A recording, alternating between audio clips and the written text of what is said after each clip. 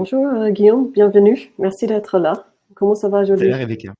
Bah écoute, merci de m'accueillir. Ça va super bien. Écoute, on va parler d'un beau sujet aujourd'hui qui est Discover, donc c'est toujours cool. Oui, ça c'est un de mes sujets préférés en ce moment. On en parle pas mal et on voit qu'il y a plein de choses à découvrir, à explorer là-dedans.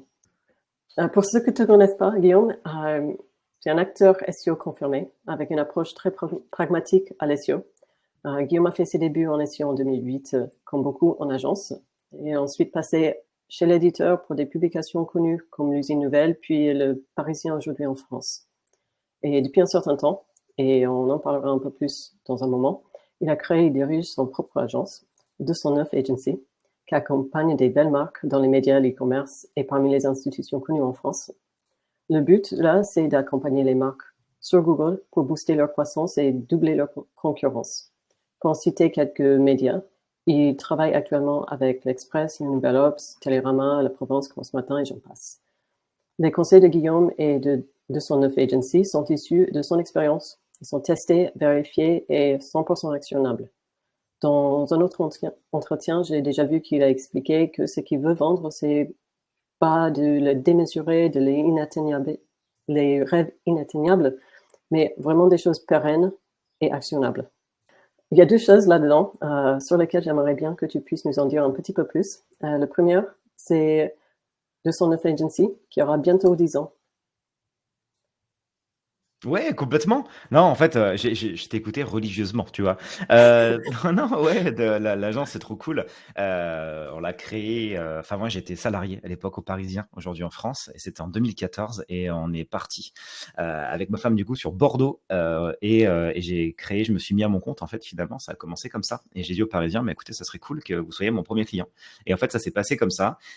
Du coup, le nom de l'agence, bah simplement 209 Agencies parce que ma femme m'a dit, bah tiens, t'es né le 20 septembre, ça fait 2009. Si on cumule les deux, bah, ça fait 209. Voilà. Et on voulait un nom qui soit un peu intemporel, tu vois, et qui, 10 ans plus tard, bah, soit pas un effet de mode, etc. Et donc, ça tient plutôt bien. Et du coup, bah, finalement, tu vois, je m'étais lancé moi à mon compte il y a 10 ans, du coup. Et du coup, je travaille avec ma femme maintenant toujours. Donc, tu vois, la boucle est un petit peu bouclée. Donc non, c'est cool. Et 10 ans, effectivement, la fin décembre, ça y est, tu vois, on passe une étape. Donc, on vieillit, mais on avance toujours dans les recos. Oh, super, mais félicitations, c'est en effet quelque chose à fêter.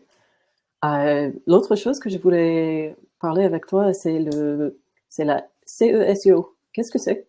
Ouais, la CZO. Effectivement, la CZO, en fait, moi, j'étais juré également. En fait, c'est une certification de la FEPSEM, c'est anciennement, du coup, SEO Camp. Et en fait, si tu veux, il n'y a pas vraiment de vrais certifs dans nos métiers. Un petit peu, on se forme un peu sur le tas, on est un peu autodidacte dans le référencement.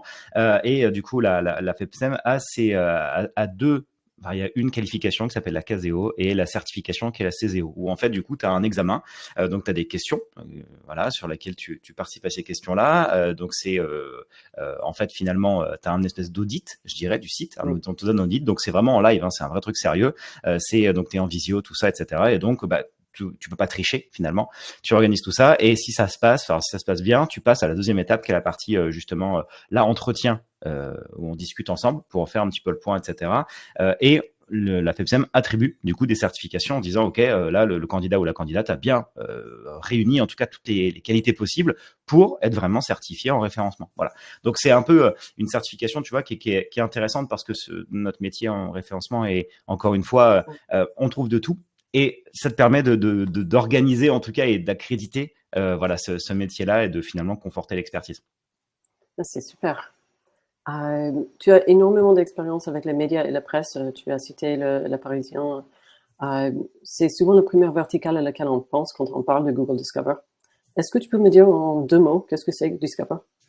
Ouais, alors Discover, c'est un canal de chez Google assez récent finalement, tu vois, on est sur quelques années. Et en fait, c'est à l'époque, si tu veux, effectivement, je connais bien la presse, parce que j'ai commencé en 2010, du coup, chez l'usine Nouvelle. Ça ne rajeunit pas, mais pour le coup, tu vois, tous les médias étaient intéressés par Google News. Ok, il y avait que Google News, et puis en fait, finalement, tu avais un peu cette scission. Il y avait le search classique, Google News, on s'arrêtait là. Et en fait, si tu veux, il y a eu toute cette réflexion assez récente, je pense, chez Google, pour essayer de développer un nouveau canal, d'essayer de développer un canal sur des centres d'intérêt. C'est ce qui manquait, tu sais, tu as sûrement connu Google Buzz, Google Wave, etc. Ça a toujours été des flops. En fait, ils n'ont jamais réussi vraiment à faire un peu leur Facebook de leur côté, même Google Plus, tout ça. Et du coup, en fait, là, ils ont lancé Discover. Et Discover a l'intérêt, c'est que Google News, il fallait que tu remplisses un formulaire, que tu sois validé en tout cas pour rentrer dedans en fait si tu veux, alors que Discover, c'est ouvert à tous. Et c'est un petit peu différent et c'est ce qui a fait que c'est beaucoup plus universel et c'est ce qui fait que certains sites qui se disaient bon, j'écris pas mal d'articles, est-ce que je peux rentrer? Bah ouais, la réponse est oui. Alors que sur News, c'était beaucoup plus compliqué. Et donc évidemment, les médias qui eux étaient sur News ont eu des petits boosts aussi sur Discover, tu vois. Et là, il y a une vraie audience. Maintenant, il faut savoir que les médias font quasiment entre 60 pour les plus petits à 4. Quand je dis petit, c'est en termes de volume, pas volume de publication, mais en répartition, 60% à 90% d'audience par Discover. En fait, on est vraiment presque le search a été relégué. En fait, tu vois, ça génère tellement, des fois sur une journée, un média peut faire 1 million de clics jour sur un Discover. Donc en fait, c'est vrai que c'est vraiment un nouveau canal qui a permis d'étendre le champ des possibles, qui est disponible pour l'instant que sur le mobile, on y reviendra. Mais effectivement, ouais, c'est un nouveau canal, un Eldorado qui existe depuis quelques années et maintenant qui commence à faire un petit peu son trou.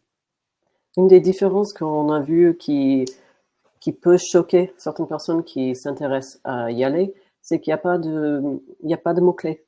C'est des Ouais. choses adaptées à la Mmh. personne qui le regarde. Exactement. Mais c'est un peu tant mieux finalement, j'allais te dire, c'est Oui, que des fois dans le SEO, on va gruger un petit peu, tu vois, c'est-à-dire en termes de mots-clés, en termes de sémantique, etc., en termes de backlinks, en termes de voilà. Je dis pas que sur Discover, tu peux pas tricher. Il y a évidemment quelques petites triches, mais pour le coup, ce qui est plutôt cool sur Discover, c'est que tu t'adresses vraiment à l'internaute. Là, il faut bien comprendre, c'est que l'internaute, il est sur son portable à un moment donné, parce que pour l'instant, Discover n'est que sur mobile, il n'est pas encore sur desktop. C'est en train d'arriver. On a vu quelques captures au Japon, etc., mais c'est pas encore le cas. En tout cas, il faut attraper l'internaute au moment où il est sur son portable, parce que c'est finalement comme un feed Facebook, hein, c'est un flux d'actualité tout simplement qui tombe, enfin un flux d'informations, et c'est lié surtout à tes centres d'intérêt. Par exemple, si tu t'intéresses à planter ou même tiens à décorer ta maison pour Noël, tu as cherché, tu as fait des recherches, etc. Et étonnamment, tu vas avoir des articles en relation avec tes centres d'intérêt. Tu vois, donc c'est là où c'est plutôt cool, c'est que si tu travailles bien tes personas, si tu travailles bien finalement ton internaute et que tu comprends à quelle heure il est sur le téléphone et comment tu peux lui adresser le bon contenu, et du coup, il va trouver toi tes publications. Et donc c'est là où c'est ultra cool et c'est là où tu peux vraiment du coup augmenter en termes de business. dans nos échanges précédents, tu as évoqué l'idée que Google touche aussi le branding. Oui, ouais, c'est hyper Euh, important. En fait, tant mieux. C'est toujours pareil, tu vois. C'est-à-dire que le SEO, et même maintenant, mais même en SEO finalement, on a un espèce de revirement de chez Google maintenant qui maîtrise depuis 98 maintenant plutôt bien le positionnement des sites, le ranking, l'indexation, etc. Même si on a des bugs, mais grosso modo, voilà, on va dire qu'on n'est plus sur l'adolescent. On commence à être un peu sur un adulte maintenant. Et pour le coup, il y a cette notion de branding qui est hyper intéressante et justement qui via Discover est clé. C'est-à-dire que Google a besoin de savoir justement que tu as une audience qui est naturelle, typiquement par des posts Facebook, et donc qui vont attirer une audience. Pourquoi je disais qu'on peut gruger via Discover, c'est qu'il y a ce qu'on appelle de l'achat de trafic. Il existe des sites d'achat de trafic, Pop-Ads par exemple ou PopCash, etc., sur qui tu peux acheter une fausse audience, d'accord? Parce qu'évidemment, il faut que Google détecte un petit peu tes contenus, tu vois. Donc, du coup, certains SEO qui n'ont pas forcément ces réseaux sociaux sont obligés d'amener le trafic à un moment donné par quelque chose, tu vois. Donc voilà, donc ça c'est contraire évidemment aux règles de Google, mais par contre les médias, l'avantage pour eux c'est qu'ils ont ces réseaux sociaux, tu vois, avec des fois 1 million, 2 millions de fans en fait. Donc du coup, ce qui va se passer c'est que quand tu as cette audience qui clique sur l'article et qui du coup est vue par Discover, parce qu'on reste sur le mobile finalement, donc ils ont toute l'information, là l'article commence à prendre, tu vois. Donc effectivement il y a toute cette notion de branding qui est très importante, mais même en search maintenant, SEO classique, c'est très important de le travailler, c'est plus que du SEO. Google a vraiment besoin de sentir qu'on a cette présence sociale, qu'on a cette présence, qu'on a ces relais en fait d'informations par l'internaute. Tu vois, vraiment ça, c'est un push par l'internaute pour qu'ils se disent ok, la marque, elle est plutôt, elle fait forme d'autorité en fait. Voilà. Comment faire pour qu'une page en spécifique puisse s'afficher sur Google Discover? C'est Hmm. quelque chose de totalement automatique ou est-ce que tu as des conseils? Ouais, alors Discover, c'est toujours pareil. Tu sais, tu vas mettre en place en tout cas un maximum de choses. Alors, normalement, tu arrives à rentrer, des fois tu rentres pas. Et puis à un moment donné, tu as été sorti, et puis à un moment donné, tu reviens. Voilà, c'est un peu Discover, ça reste par contre un ado un peu prépubère, ce qu'on appelle. Il est un jour ça va l'humeur et l'autre jour ça va plus. Mais il y a quand même quelque chose. J'avais fait un petit thread à l'époque sur X, ex-Twitter, et j'avais dit en gros quels sont un peu les prérequis si vous voulez y aller, parce que évidemment ça peut générer beaucoup de trafic, ça peut générer évidemment de l'AdSense derrière, beaucoup de cash. Par contre, ce qui se passe, c'est qu'il faut quand même avoir quelques prérequis pour être sûr d'y aller. Et typiquement, pour maximiser tes chances, déjà il faut au moins rédiger au minimum 2 articles par jour, tu vois, 2 contenus par jour. D'accord? C'est pour ça que, et c'est là où c'est intéressant, c'est qu'on parle pas forcément que des médias. Ça peut être un e-commerçant qui a une branche finalement de conseils. Ça peut être un Leroy Merlin, par exemple, finalement, tu vois, très orienté e-commerce, qui se dit je fais des conseils maison, etc. Ça marche plutôt bien. Et du coup, l'idée c'est quoi? C'est de se dire il faut au moins rédiger au moins 2 contenus par jour, parce qu'il faut entretenir en fait le moteur. Il a besoin d'avoir ça, il a besoin d'avoir tu sais, les centres d'intérêt internautes, donc il a besoin de savoir ça. Et derrière, il faut que tu aies des web perfs qui soient vraiment au top. Là, on peut pas se permettre d'avoir des performances, tu vois, sur les CLS ou les LCP, etc. On peut pas avoir ces informations qui soient trop basses, donc en tout cas, qu'il y ait des mauvaises web perfs. Ça, c'est très important. Donc la partie web perf, la partie rédaction. Après, il y a quelques petits prérequis. Un peu, nous, ce qu'on aime bien mettre, c'est un peu comme Google News, avec le schéma JSON News Article, etc. Ça fonctionne plutôt bien, tu vois, ces informations-là, etc. Des pages auteurs, c'est obligatoire aussi, tu vois, le moteur a besoin de sentir que c'est pas des bots qui rédigent, même si des fois, il y a surtout certains articles qui sont sûrement rédigés avec de l'IA, un petit peu de repasse humaine, mais tu vois, c'est important en tout cas qu'il y ait cette forme il y a vraiment quelqu'un derrière. Ça, c'est important pour Discover, tu vois, qu'il n'envoie pas comme ça des papiers, etc. C'est pour ça que de plus en plus, là, je trouve que récemment, il y a de moins en moins de petits sites qui émergent et beaucoup plus de médias, en fait, tu vois. Il a besoin, je pense qu'il s'est lancé, il a besoin maintenant d'avoir cette sécurité. Et donc, évidemment, les pages d'auteurs et autrices sont des pages qui sont très importantes pour lui.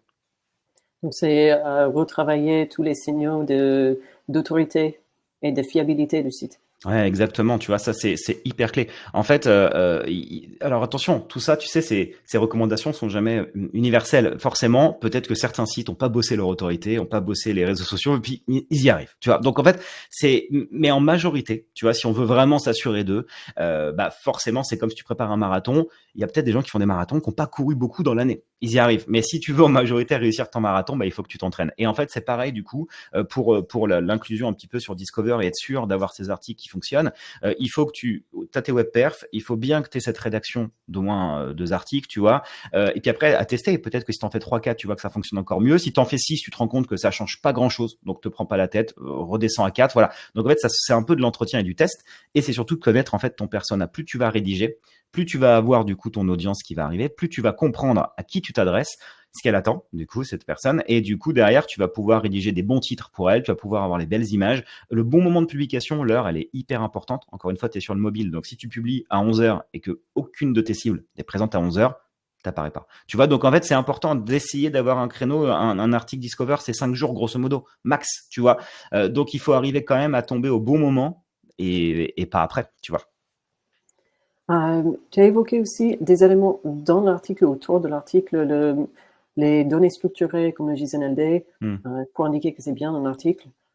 Est-ce qu'il y a des autres éléments autour de le contenu éditorial que tu conseillerais?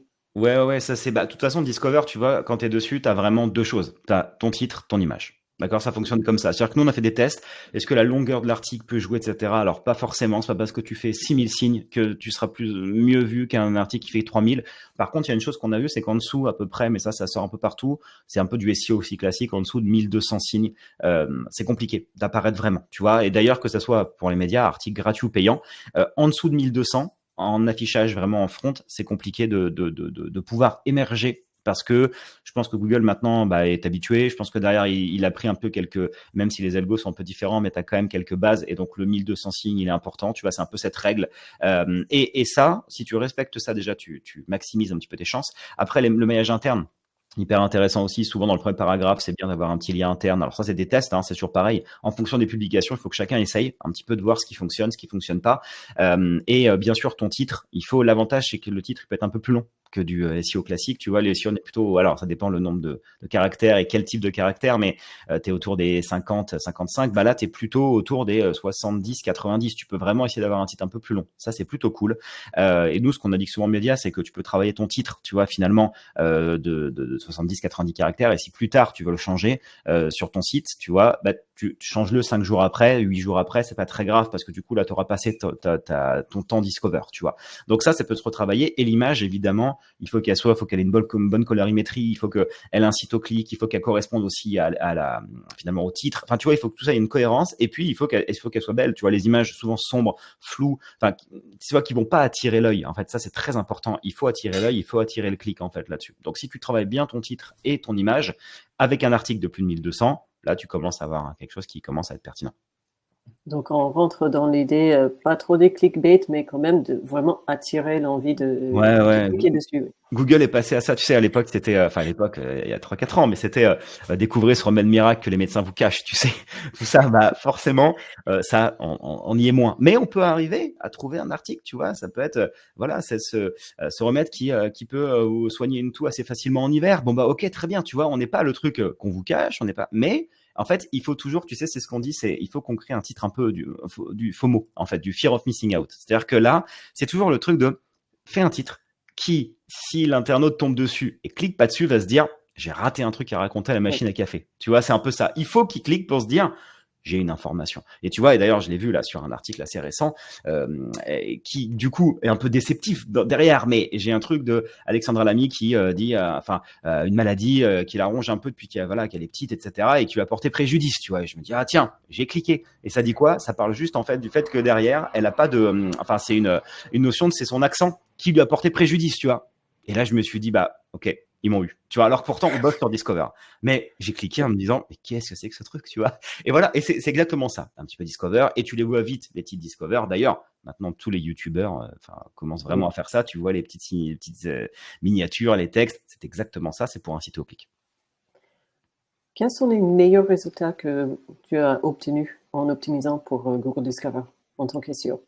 Les meilleurs, c'était sur un site santé. Du coup, site santé, tu vois, tu es dans l'algo, en plus Your Money, Your Life, donc très compliqué à émerger. Et là, Google a un peu tapé sur les sites santé ces dernières années et il n'existait pas. En fait, lui était frais Google News.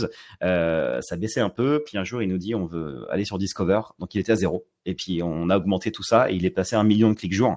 Donc là, il a un peu descendu, évidemment, avec les shoots un petit peu que Google a fait sur le site santé. Mais pour le coup, on atteignait par jour entre 600 000 et 1 million de clics jour sur des articles qui étaient très orienté santé à la base, mais du coup le site a un peu, tu vois, c'est un peu bifurqué sur une audience plus générique avec des conseils maison pratiques, etc. Tu vois, et ça a été un des premiers à le faire.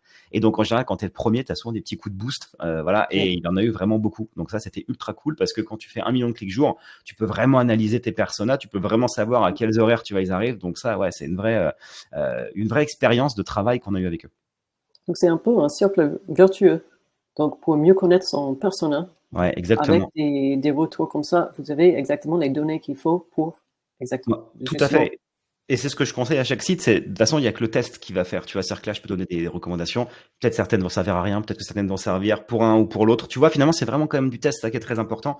Et il y a aussi une chose qui est clé, c'est que Discover fonctionne par cluster. C'est-à-dire que même si tu es un média, tu peux pas être bon sur économie, sport, politique, international. Enfin, c'est impossible pour Discover, en tout cas là, que tu sois bon partout. Tu vois, donc nous, ce qu'on conseille aux médias, c'est d'essayer de faire les tests Discover parce que c'est pas évident non plus. Tu vois, on est en train de dire, mettons, à des rédacs, il faut changer vos titres, les images. Enfin, tu vois, il y a quand même des services d'iconographie chez eux qui font gaffe aux images et tu es en train de leur dire, l'image, faut un peu la changer.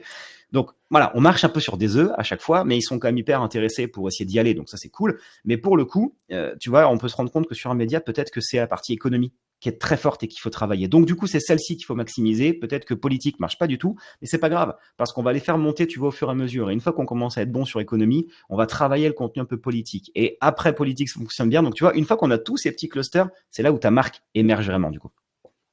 C'est absolument vrai. Est-ce qu'il y a un dernier conseil que tu donnerais à ceux qui souhaitent exploiter ce canal?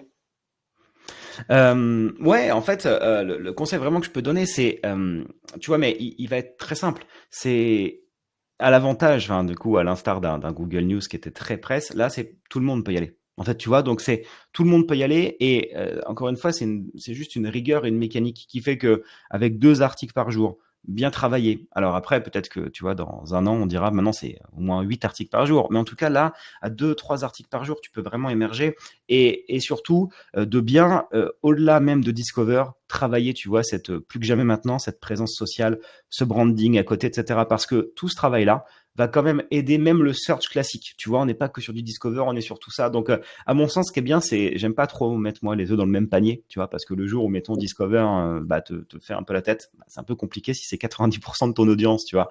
Nous, on le disait depuis 10 ans déjà ça. Mettez pas forcément vos œufs que dans le SEO, tu vois, c'est un peu le comble parce qu'on fait que du SEO. Mais c'est important qu'une marque ait vraiment comme ça, tu vois, et plus tu vas avoir, d'ailleurs, c'est ce qu'on a marqué. Les médias qui fonctionnent le mieux, en tout cas les marques qui fonctionnent le mieux sur Discover, sont celles qui maximisent un petit peu leurs entrées un peu partout. Et donc, comme t'entends un peu parler d'eux, tu sais que c'est comme cette pub Mercurochrome, le pansement des héros qu'on s'est tous tapé à un moment donné à la télé et ça revenait 6 fois d'affilée dans la pause pub, tu vois.